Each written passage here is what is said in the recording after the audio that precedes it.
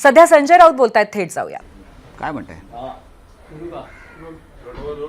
राऊतसाहेब, मुख्यमंत्री उपमुख्यमंत्री नेमले गेले, मंत्रिमंडळ विस्तार झाला, खाते वाटप झालं. आता पाहायला मिळते की पालकमंत्री पदावरून रस्सीखेच आहे 3 पक्षांमध्ये. ह्याच्यामध्ये एक लक्षात घेतलं पाहिजे की आघाडीच्या किंवा युतीच्या सरकारमध्ये शेवटपर्यंत अशा गोष्टी होत असतात. त्याला कोणी अपवाद नाही. कारण आघाडीतले पक्ष हे जरी किती बोलत असले, आम्ही एका विचारानं एका नात्यानं एकत्र आलो, तसं काही नसतं. ते सत्तेसाठी एकत्र आलेले असतात.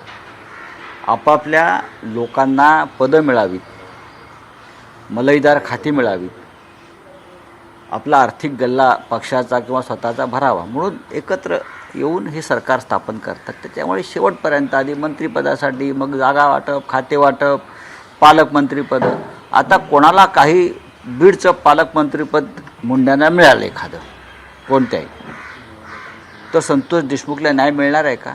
मला सांगा. परभणीमधलं पालकमंत्रीपद ब कला मिळालं म्हणून ज्या सोमनाथ सूर्यवंशीची पोलीस कोठडीमध्ये हत्या झाली त्याला खरोखर न्याय मिळू शकतोय का? मुंबईमध्ये उपनगरामध्ये किंवा ठाण्याच्या पालकमंत्रीपदाबाबत रस्सीखेच सुरू आहे. कल्याणमध्ये जरी एखाद्याला पालकमंत्रीपद मिळालं म्हणून मराठी माणसावर जो तिकडे अन्याय झाला, जे आपण चित्र पाहिलं, तो अन्याय भविष्यात दूर होणार आहे का? त्याचा काय उपयोग नसतो. हा फक्त एक सत्ता आपल्याकडे राहावी, त्यानिमित्ताने त्या भागातल्या होणाऱ्या सर्व व्यवहारांची सूत्र आर्थिक आपल्याकडे राहावी, आणि म्हणून पालकमंत्री पाहिजे आमच्याकडे, आम्हीच पालकत्व. काय आतापर्यंत पालकमंत्र्यांनी, मी कोणाचंही कोणत्या पक्षाचं नाव घेत नाही, पालकमंत्र्यांनी गडचिरोलीचं पालकमंत्रीपद काही लोकांना कायम हवं असतं. गडचिरोलीचं पालकमंत्रीपद ते काय नक्षलवादाचा खात्मा करायला नको असतो. गडचिरोलीमध्ये ज्या मायनिंग कंपन्या आहेत, जे खाणीचे उद्योग आहेत, हजारो करोड रुपयाचे, तिथून मलिदा मिळावा म्हणून पालकमंत्रीपद हवं असतं. हे माझं आकलन आहे. ह्याच्यावर कोणी टीका करू शकतो. पण गडचिरोली, चंद्रपूर वनसंपत्तीचा प्रचंड नाश सुरू आहे. त्यातला वाटा आपल्याला मिळावा म्हणून त्या भागातल्या पालकमंत्रीपदासाठी रस्सीखेच सुरू आहे आणि असते. हा आतापर्यंतचा माझा एक संपादक पत्रकार म्हणून माझे आकलन आहे. तुम्हाला ते कदाचित चुकीचं वाटेल, पण ज्यांना हे पालकमंत्रीपद हवं आहे त्या जिल्ह्याचं, त्यांच्याशी खाजगीत बोला तुम्ही, त्यांच्या कार्यकर्त्यांशी.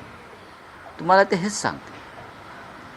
मुंबईचं पालकमंत्रीपद मिळाल्यामुळे लोढाना किंवा अन्य कोणाला मुंबईत मराठी माणसाला घरं स्वस्त मिळणार आहेत का? मुंबईतल्या मराठी माणसावरचं पिछाट थांबणार आहे का? हे सांगावं ना. नाही होणार. बिल्डरांची धन. आता गृहनिर्माण खातं हे कोणाकडे आहे? मुख्यमंत्र्याकडे. ते काय आम्हाला घरं मिळावी म्हणजे डेप्युटी सी एमकडे आहे. ते कशा करताय?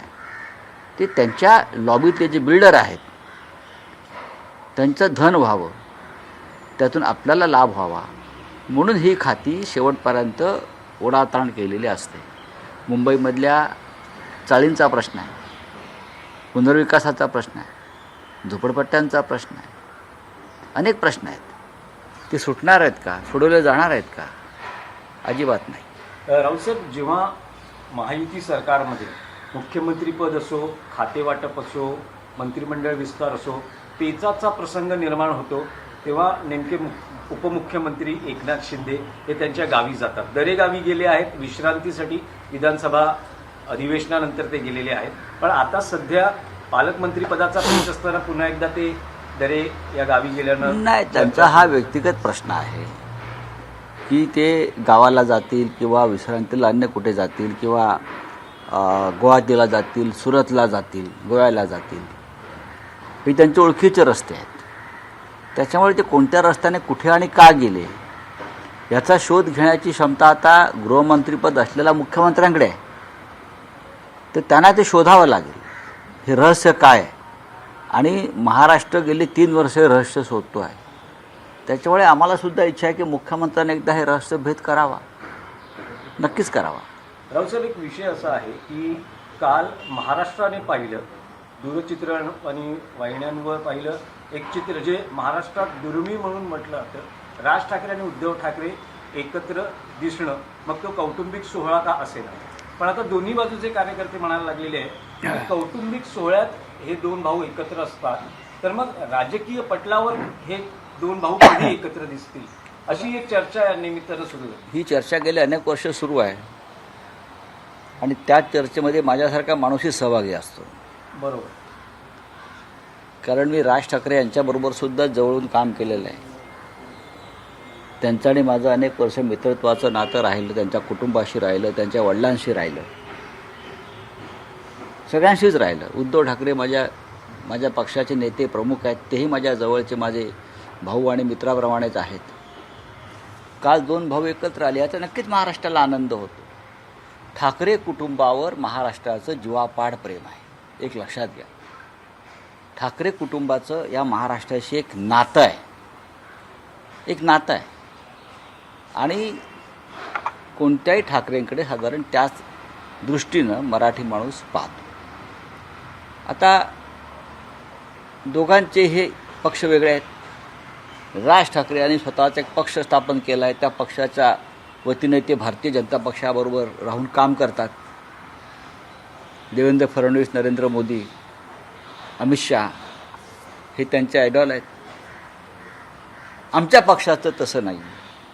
आमच्या पक्षाची भूमिका आहे की नरेंद्र मोदी, अमित शहा, देवेंद्र फडणवीस हे महाराष्ट्राचे शत्रू आहेत आणि त्यांच्याबरोबर आम्हाला काम करता येणार नाही. महाराष्ट्र लुटण्यात, मुंबई लुटण्यामध्ये, मराठी माणसावर अन्याय करण्यामध्ये, शिवसेना फोडण्यामध्ये या तिघांचं फार मोठा सहभाग आहे. अशा व्यक्तींबरोबर जाणं हे महाराष्ट्राची बेमानी ठरेल. आणि दुर्दैवानं राज ठाकरे हे अशा लोकांची भलामण करतात व त्यांच्याबरोबर राहतात. एकीकडे भाजपबरोबर आम्ही राहिलो आहोत असं आमच्यावर आरोप होईल, नक्कीच राहिलो, तो राज ठाकरे आमच्याबरोबर होते. हे एक वैचारिक मतभेदाचे 2 वेगळे प्रवाह आहेत. कुटुंब एकच असतो. अजित पवार आणि शरद पवारही भेटतात ना, रोहित पवारही जाऊन भेटतात त्यांच्या काकांना. पंकजा मुंडे आणि कोणते आमचे धनंजय मुंडेही वेगळ्या पक्षात असतात आणि एकत्र येतात भाऊ म्हणून. ते जे कोकणातले राणे आहेत त्यांचा एक मुलगा इकडे, एक मुलगा तिकडे, एवढे कुटुंब एक असतं. त्याच्यामुळे कुटुंब म्हणून एक आल्यावर सुद्धा काही महाराष्ट्राच्या दृष्टीनं काही महत्त्वाचे प्रवाह असतात. त्या प्रवाहामध्ये आम्हाला वाहत जाता येत नाही. हा सुद्धा महाराष्ट्रानं विचार केला पाहिजे. अर्थात शेवटी काय निर्णय घ्यायचा कोणी, हे उद्धव आणि राज ठाकरे हे 2 भाऊ आहेत. हे 2 भाऊ आहेत.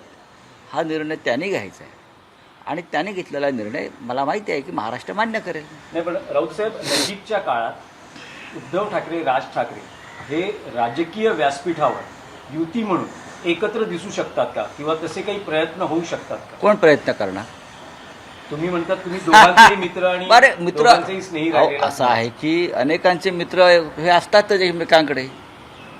पण माझ्या दृष्टीनं कालचा लग्न सोहळा हा काय राजकीय विषय नव्हता. हा राजकीय विषय कसा का असू शकेल? याआधीसुद्धा उद्धवजी आणि राजजी हे अनेक कार्यक्रमात एकत्र आले आहेत. परवा ताज लँडसेंडच्या एका कार्यक्रमात एका सोहळ्यामध्ये होते, त्याच्या आधी ते होते. त्याच्यामध्ये तुम्ही राजकीय नजरेनं सध्या पाहू नका, सध्या पाहू नका. राऊतसाहेब, महाराष्ट्राच्या चित्ररथाला यावेळेला प्रजासत्ताक दिनाच्या निमित्ताने राजपथावर स्थान नसणार आहे. 15 चित्ररथ निवडले गेलेले, त्याच्यामध्ये गुजरात आणि युपीचे चित्ररथ आहेत, त्यांना समाविष्ट करण्यात आलेले आहे. मग महाराष्ट्राचा चित्ररथ का नाही असा प्रश्न शिवसेना म्हणून मिरवणाऱ्या उपमुख्यमंत्र्यांनी नरेंद्र मोदी आणि फडणवीस यांना विचारायला पाहिजे. शिवसेना आम्ही विचारलेत प्रश्न याआधी, आम्ही एकत्र असताना विचारलेले आहेत. महाराष्ट्रासारख्या राज्याच्या छत्रपती शिवाजी महाराजांचा वारसा सांगणाऱ्या, डॉक्टर बाबासाहेब आंबेडकर यांचा वारसा सांगणाऱ्या महाराष्ट्राचा चित्ररथ का डावलला? हे या राज्याचे उपमुख्यमंत्री आणि स्वतःला शिवसेना प्रमुख म्हणून घेणारे मोदी शहांच्या कृपेने एकनाथजी शिंदे आणि त्यांच्या लोकांनी देवेंद्र फडणवीसांच्या घरासमोर उभं राहून विचारायला पाहिजे की महाराष्ट्रावरती हा अन्याय का? महाराष्ट्रानं दिल्लीचं काय घोडं मारलं आहे? केजरीवाल यांचासुद्धा चित्ररथ नाकारला गेला, दिल्लीचा आणि महाराष्ट्राचा. बरोबर आहे. अजूनही फडणवीस म्हणण्यापेक्षा मोदी आणि शहांचा महाराष्ट्रावरचा राग किंवा आकस संपला नाही का? आता जिंकलात ना, EVMने तुम्हाला विजयी केल्यावरती सुद्धा तुम्ही जर महाराष्ट्रावर अशा प्रकारचा आकस, महाराष्ट्र का कलेच्या क्षेत्रामध्ये काय एवढा कंगाल आहे का? महाराष्ट्र कला क्षेत्रामध्ये सगळ्यात उच्च कोटीला आहे, उच्च स्तरावर आहे. कला, साहित्य, संस्कृती यापूर्वी महाराष्ट्र देशाच्या राजपथावर आमच्या रथानं, चित्ररथानं क्रांती केलेली, अख्ख्या जगाचं लक्ष वेधून घेतलेलं आहे. आमचे कला संचालनालय आहे, जे स्कूल ऑफ आर्ट आहे, तिकडले आमचे असंख्य प्राध्यापक मंडळी, कलाकार, चित्रकार, शिल्पकार हे प्रचंड मेहनत करून या रथासाठी काम करतात. आणि कोणाच्या तरी मनामध्ये येतं दिल्लीत महाराष्ट्रावर अन्याय करायचा आहे म्हणून रथही आमचा तुम्ही रद्द करता. हां, गुजरातचा आहे ना, उत्तर प्रदेशचा आहे, बिहारचा आहे, महाराष्ट्राचा का नाही? एकनाथ शिंदेंनी विचारावा प्रश्न मुख्यमंत्र्यांच्या दालनात जाऊन. भुजबळांची नाराजी अजूनही बोला, आप बोलिए. नाराजी आहे.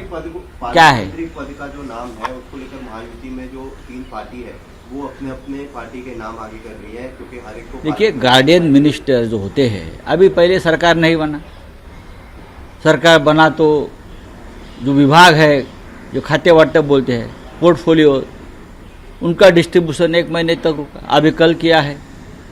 अब गार्डियन मिनिस्टर के बारे में खींचतान चल रहा है. उसे क्या होता है? गार्डियन मिनिस्टर अपने अपने क्या बोलते हैं, हमारे भाषा में मराठी सूबेदारी बोलते हैं, संस्थानिक बोलते हैं, राजा अपने अपने डिस्ट्रिक्ट के. वो आप किसको कहाँ डिप्यूट करना है मलाई खाने के लिए, उसके लिए खिंचातान चल रहे. उससे क्या होगा? हाँ, आखिर तक चलेगा. अपने अपने बार्गेन पावर लगा के अब मुख्यमंत्री फिर एक बार उनको तबीयत खराब हो गया और वापस अपने गांव चले गए. उनकी तबीयत बार बार खराब होती है, मुझे चिंता लगती है.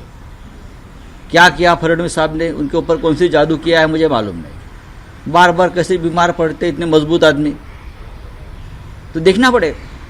कल्याणमध्ये पुन्हा आता हल्ला केलेला आहे. इलेक्ट्रॉनिक दस्तावेज को लेकर एक नया जो है रूल आया है इलेक्शन कमीशन की ओर से. अगर कॉमन लोकतंत्र की हत्या है. जो रूल बनाया है कि इलेक्शन कमीशन के पास हम जानकारी नहीं मांग सकते. अब हम किसी भी प्रकार की जानकारी चुनाव आयोग से नहीं मांग सकते. ये तानाशाही है भाई. क्यों नहीं मांग सकते? अगर आप ये चाहते हैं कि हम आपसे जानकारी नहीं मांग सकते तो सबसे पहले आप EVM हटा दीजिए और बैलेट पेपर का चुनाव लाइए. हम आप कोई जानकारी नहीं मांगेंगे आपसे. आप ये जो कुछ छुपाना चाहते हैं जनता से, एडवोकेट महमूद प्राचा ने पंजाब हाईकोर्ट से कुछ दस्तावेज मांगने की कोशिश की और हाईकोर्ट ने आदेश दिया. CCTV फुटेज मांगा है, कुछ वीडियो रिकॉर्डिंग मांगा है, 17A के बारे में कुछ जानकारी मांगी है. ये मांगने के बाद चुनाव आयोग हड़बड़ा गया और मोदी और शाह जी के चरणों में जाकर बैठा और फिर 24 घंटे में पूरे नियम बदल दिए कि कोई जानकारी नहीं मांग सकते. ये कौन सी तानाशाही है? इस देश में लोकतंत्र, इसलिए तो हम कहते हैं डॉक्टर बाबा साहेब आम्बेडकर ने लिखा हुआ संविधान के खिलाफ ये लोग काम कर रहे हैं.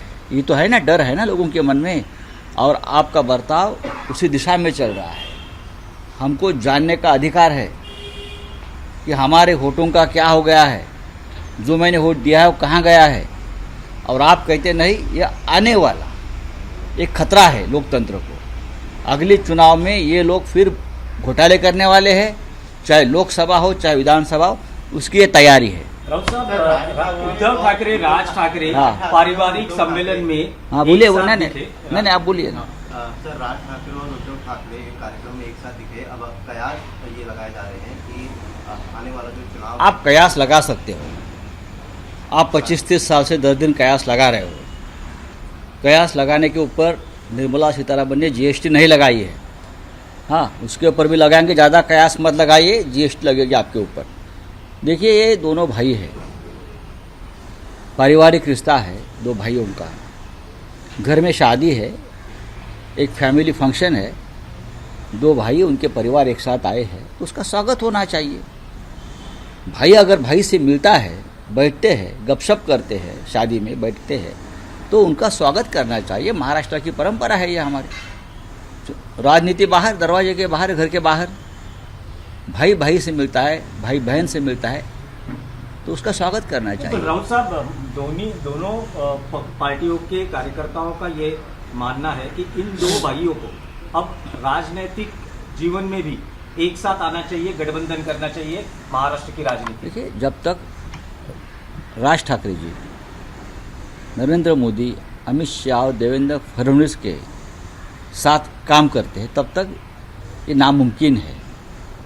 नरेंद्र मोदी जी, अमित शाह जी, फडणवीस, ये तीनों ने मिलकर महाराष्ट्र लूटने का जो एक काम चालू किया, महाराष्ट्र तोड़ने का, महाराष्ट्र लूटने का, महाराष्ट्र को कंगाल करने का, मराठी मानुस के ऊपर अन्याय करने का, जो उसने बीड़ा उठाया है, और राज ठाकरे जी उनके साथ खड़े हैं। तो आप बताइए, आप मुझे सवाल पूछते हो कि ऐसे नेता के साथ शिवसेना कैसी जा सकती है? ये वैचारिक मतभेद है। ये in the interest of Maharashtra में बोल रहा हूँ। ये महाराष्ट्र के हित की रक्षा की बात करता हूँ। ठीक है, राज ठाकरे के बेटा चुनाव लड़ रहा था, अमित, दादर में चुनाव हार गया। क्यों हराया उनको लोगों ने? इसी वजह से हराया। चलिए, थैंक यू। एबीपी माझा, उघडा डोळे बघा नीट।